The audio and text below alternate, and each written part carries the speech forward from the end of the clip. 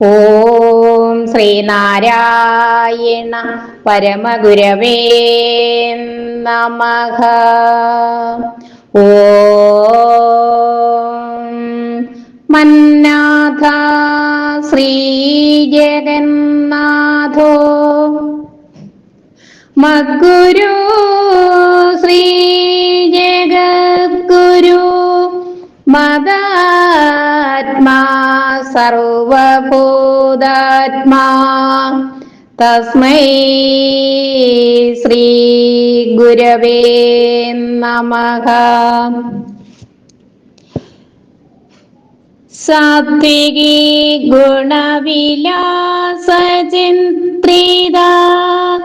യാത്മനഃ പരമപാവനി കലാ സാ ശിവാനി വിദദാതു ശാരദാ ശാരദേന്ദു കിരണോജ്വലാകൃതി.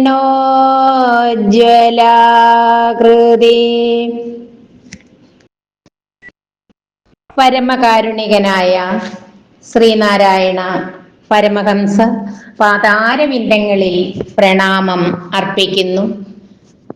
ശ്രീ ശാരദാംബികയുടെ തൃച്ചേവടികളിൽ പ്രണാമം അർപ്പിക്കുന്നു. ആചാര്യപാദങ്ങളിൽ പ്രണാമം അർപ്പിക്കുന്നു.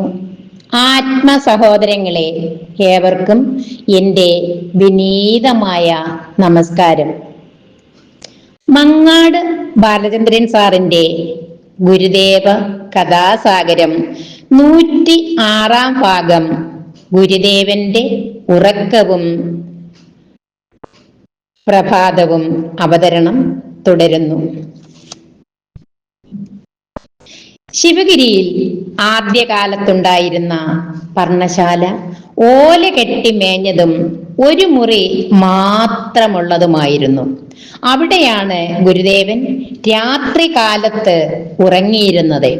ഗുരുദേവൻ കിടന്നു കഴിഞ്ഞാൽ ഗുരുദാസോ പിൽക്കാലത്ത് മാധവാനന്ദ സ്വാമിയായി തീർന്ന മാന്നാനത്ത് മാധവനോ ആയിരുന്നു വീശിക്കൊടുത്തിരുന്നത്.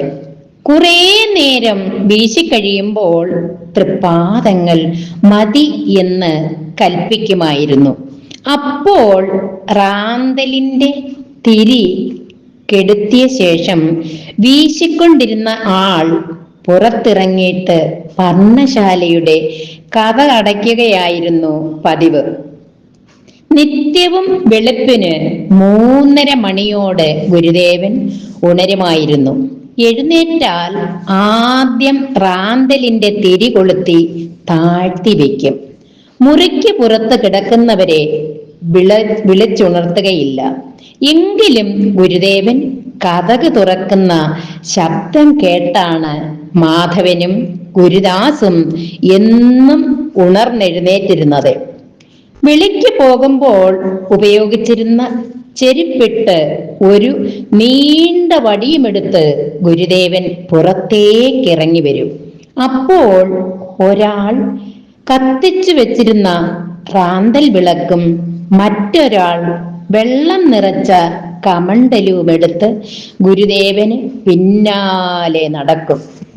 ഗുരുദേവൻ വലിയ തുരത്തിന്റെ മണ്ണ് കുന്നുപോലെ കിടന്നിരുന്നതിന്റെ ഒരു വശത്തുകൂടി നടന്ന് തോട്ടിന്റെ കരയിലിറങ്ങി കുറെ ദൂരം പോകുമായിരുന്നു. മാധവനും ഗുരുദാസും അല്പം പിന്നിലായിട്ടാണ് അപ്പോൾ പിന്തുടർന്നിരുന്നത്. കുറ്റിക്കാടുകൾ നിറഞ്ഞ സ്ഥലമായിരുന്നു അത്.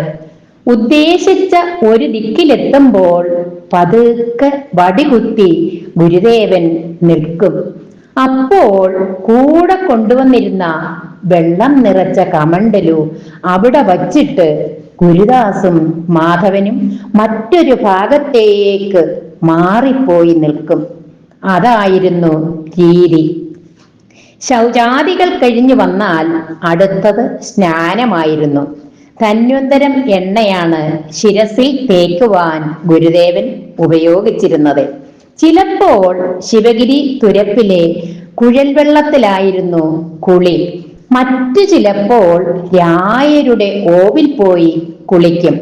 ചില ദിവസങ്ങളിൽ കുളിക്കുന്നതിന് വെള്ളം ചെറുതായി ചൂടാക്കി കൊടുക്കുവാൻ ആവശ്യപ്പെടുമായിരുന്നു. കുളിക്കുമ്പോൾ സോപ്പ് ഉപയോഗിച്ചിരുന്നില്ല.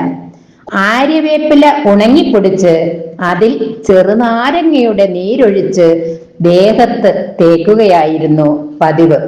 ചില നേരങ്ങളിൽ കുറുന്തോട്ടിയുടെ വേര് ചതച്ച് വെള്ളത്തിൽ പിഴിഞ്ഞ് തേക്കാറുമുണ്ടായിരുന്നു. ദിവസവും അലക്കിയെടുത്ത വെളുത്ത വസ്ത്രങ്ങളാണ് ഗുരുദേവൻ ധരിച്ചിരുന്നത്. കുളി കഴിഞ്ഞു വന്ന് വസ്ത്രം മാറിക്കഴിഞ്ഞാൽ കുറച്ചു നേരത്തേക്ക് ധ്യാനത്തിൽ മുഴുകിയിരിക്കും. സൂര്യോദയമാകുമ്പോഴേക്കും അതെല്ലാം കഴിഞ്ഞിരിക്കും. അടുത്തത് പ്രാതലിന്റെ സമയമാണ്. അതിനകം തന്നെ ഗുരുദാസ് കുളിയൊക്കെ കഴിഞ്ഞു വന്ന് ഉപ്പുമാവും ഏത്തയ്ക്ക പുഴുങ്ങിയതും റെഡിയായിരിക്കും. ചിലപ്പോൾ ഉപ്പുമാവിന്റെ സ്ഥാനത്ത് ദോശയായിരിക്കും. അവ പ്രത്യേകം ഇലയിലാക്കി കൊണ്ടുവയ്ക്കും. കുടിക്കാൻ ജീരകവെള്ളത്തിൽ പശുവിൻ പാൽ ഒഴിച്ചു കൊടുക്കും. വളരെ മിതമായ അളവിലെ ഗുരുദേവൻ ആഹാരം കഴിക്കുമായിരുന്നുള്ളൂ.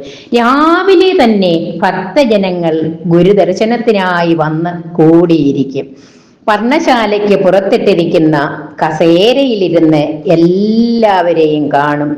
അവരുടെ ആവലാതികളും സങ്കടങ്ങളും കേട്ടിട്ട് പരിഹാര മാർഗങ്ങൾ നിർദ്ദേശിക്കും. രോഗശമനത്തിനായിട്ടാണ് വരുന്നതെങ്കിൽ മരുന്നും അവ സേവിക്കേണ്ട വിധവും ഉപദേശിക്കും. അവർ കൊണ്ടുവരുന്ന കാഴ്ചദ്രവ്യങ്ങൾ എല്ലാവർക്കുമായി പങ്കിട്ടു കൊടുക്കും. ഗുരുദേവനെ സന്ദർശിക്കുന്നവർക്കെല്ലാം വലിയ ശാന്തിയും സമാധാനവും അനുഭവപ്പെടുമായിരുന്നു. മാത്രമല്ല, പ്രത്യാശയും ഉത്സാഹവും കൊണ്ട് അവരിലെല്ലാം ഒരു പരിവർത്തനം ഉണ്ടാക്കുകയും ചെയ്യുമായിരുന്നു. അവതാരവരേഷ്ടം സർവാനുഗ്രഹദായിനം നാരായണ ഗുരും വന്ദേ സർവമംഗളസിദ്ധയേ.